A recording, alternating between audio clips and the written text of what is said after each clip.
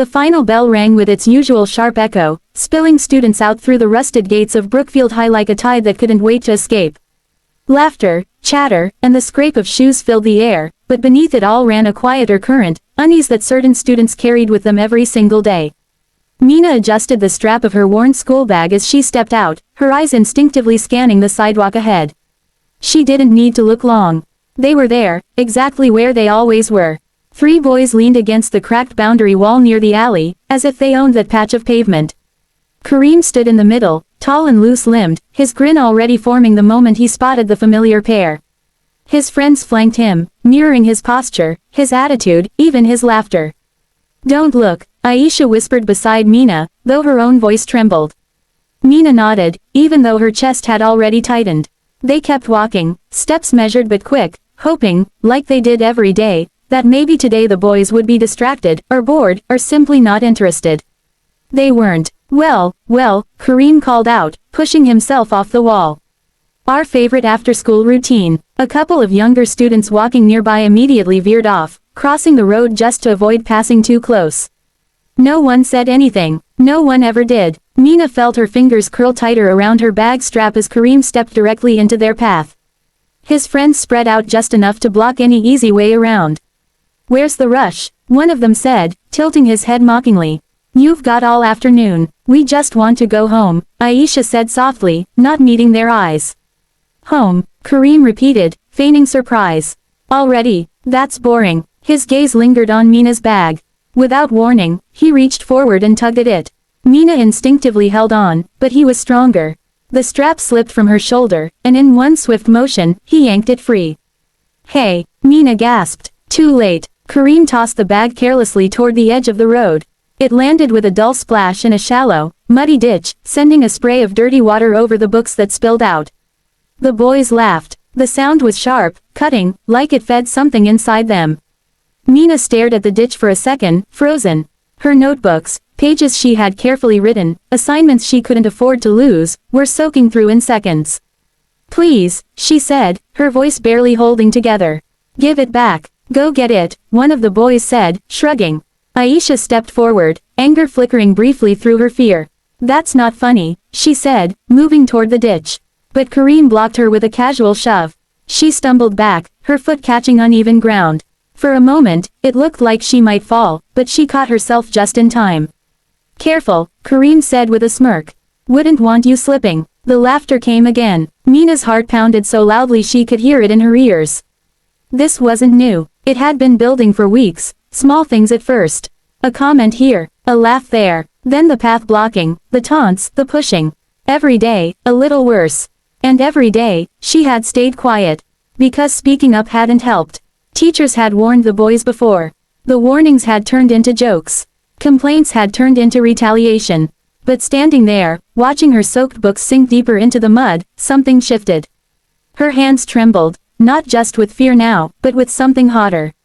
"Stop it," she shouted. The word came out louder than she expected, sharp enough to cut through the laughter. For a brief moment, everything paused. Kareem blinked, surprised. His friends glanced at him, unsure. Then the grin returned, wider this time. "Or what?" he said, stepping closer. Mina's breath caught. The surge of courage wavered under the weight of his stare. She could feel Aisha beside her, tense and silent. "I said stop," Mina repeated, though her voice wasn't as strong now. Kareem leaned in slightly, his expression turning colder. "You're getting brave," he said. "That's new." Behind them, a few students had slowed, watching from a distance. But no one came closer. No one intervened. They never did. A breeze picked up, carrying the faint smell of rain and dust. The sky above had darkened, clouds gathering in thick layers that pressed down on the street. It felt like the world itself was holding its breath. Mina didn't know what she expected to happen next. Another shove, maybe. Another insult, maybe worse. But instead, something else cut through the moment. A sound, low at first, distant, a vibration more than a noise. Kareem frowned slightly, glancing toward the road. "What's that?" one of his friends muttered. The sound grew louder, not chaotic, not random, but steady. Rhythmic, powerful, engines. Mina turned her head, her fear momentarily replaced by confusion.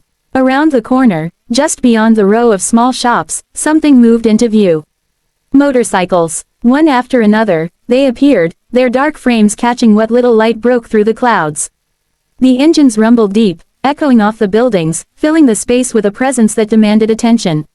Students nearby stopped walking, conversations faded, even the boys seemed unsure now, their earlier confidence flickering. The motorcycles slowed as they approached, not racing, not showing off, just arriving. 6 of them. They pulled up along the curb in a loose line, engines idling with a low, steady growl. The riders sat for a moment, surveying the scene. Mina's pulse quickened again, but this time it felt different. Not quite fear, not quite relief, something in between. One of the riders swung his leg off his bike and stood. He was older than the boys, older than most people on that street, it seemed. Broad shoulders, worn jacket, boots that hit the ground with quiet certainty. He removed his helmet slowly. His gaze moved from the ditch, to the scattered books, to Mina and Aisha, and finally to the 3 boys standing stiffly in front of them.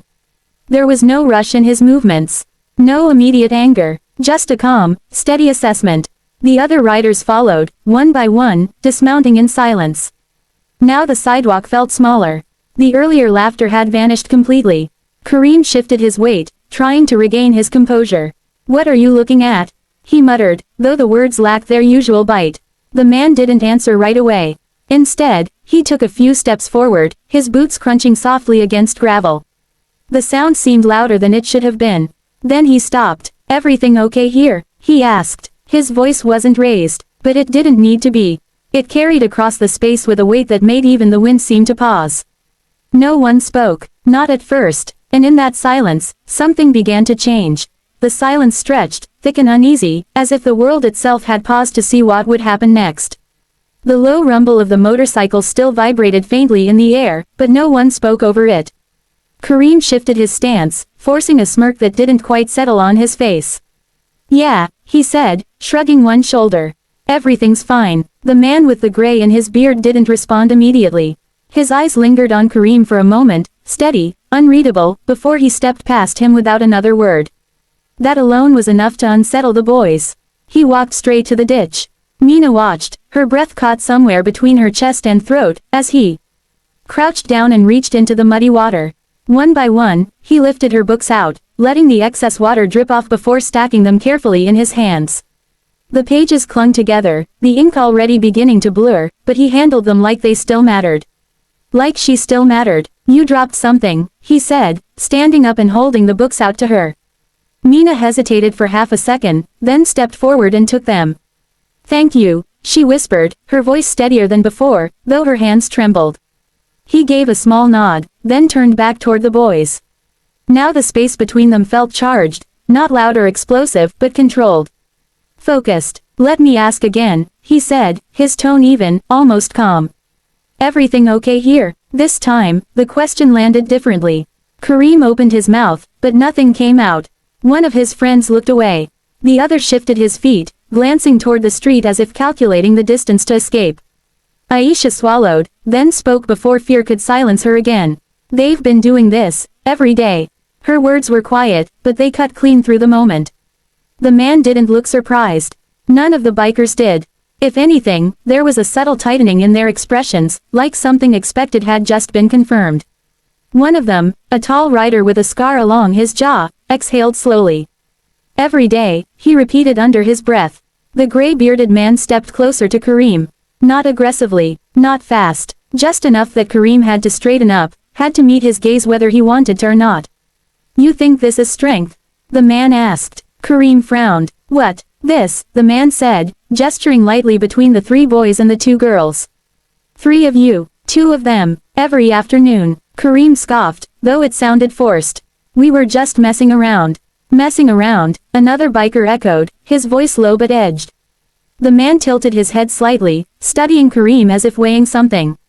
"Funny," he said, "doesn't look like anyone here is laughing." No one was. Not anymore. The air had shifted completely. The easy cruelty that had filled the space minutes ago had evaporated, leaving something heavier behind. "You see," the man continued, his voice calm but firm, "real strength doesn't look like this. It doesn't pick easy targets. It doesn't repeat itself every day just because no one stops it." Kareem's jaw tightened. "You don't know anything," I know enough, the man interrupted, not raising his voice, but cutting through Kareem's words like they were nothing. I know what I'm looking at. Behind him, the other bikers had spread out slightly, not surrounding the boys, not trapping them, but making it clear there was no audience to play to anymore, no easy exit that preserved their pride. One of Kareem's friends shifted closer to him, his voice barely above a whisper. Let's just go, he muttered. But Kareem didn't move, not yet. Pride still flickered there, stubborn and fragile. We didn't do anything serious, he insisted, though his voice had lost its earlier edge. It's not a big deal. The man held his gaze for a long moment.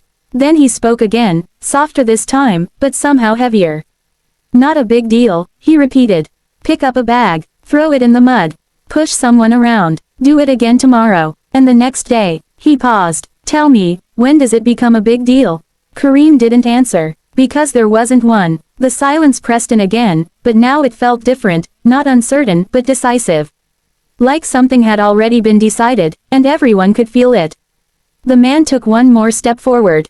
Not threatening, just close enough. You've got two choices, he said. Kareem's throat moved as he swallowed. You walk away from this, the man continued, and it ends.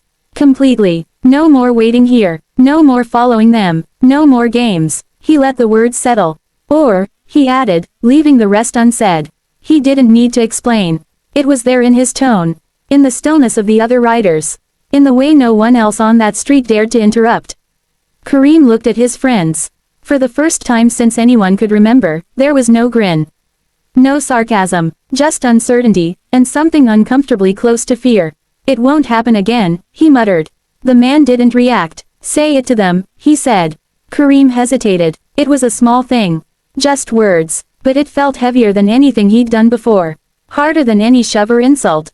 Say it, one of the bikers repeated quietly. Kareem turned slowly toward Mina and Aisha. They stood side by side, still clutching their things, still tense, but no longer shrinking. I'm sorry, he said, barely audible. The man's gaze sharpened slightly. Louder. Kareem exhaled sharply, frustration flickering, but it had nowhere to go. I said I'm sorry, he repeated, louder this time. Not shouted, but clear enough to be heard. Aisha didn't respond. Mina just nodded faintly, her grip tightening on her books. The man watched Kareem for another moment, as if measuring the sincerity behind the words, or perhaps just the willingness to say them at all. Then he gave a small nod. Good, he said, now go. That was all it took. Kareem didn't argue. Neither did his friends. They grabbed their bags quickly, movements awkward and rushed, and headed down the street without looking back. Their footsteps faded faster than their confidence ever had. For a moment, no one moved. Then the tension broke, not with noise, but with a quiet release, like a held breath finally exhaled. One of the bikers stepped forward, picking up a loose sheet of paper from the ground and handing it to Aisha. Here, he said simply. Thank you, she murmured. Another rider unscrewed a bottle of water and offered it to Mina. For the pages, he said. Might help a little. Mina blinked, then accepted it. Thank you. The gray-bearded man glanced at both of them, his expression softer now. You two walk this way every day? He asked. They nodded. He exchanged a brief look with the others, something in spoken passing between them. We ride through here most afternoons, he said. Not always at the same time, but close enough. He paused, then added, if you ever feel unsafe, wait by the gate. You won't be standing alone. The words weren't dramatic. They weren't loud, but they carried something solid. Reliable. Mina felt it settle somewhere deep in her chest, easing a weight she hadn't fully realized she'd been carrying. Thank you, she said again, this time without hesitation. Aisha nodded beside her. Really, thank you. The man inclined his head slightly, then reached for his helmet.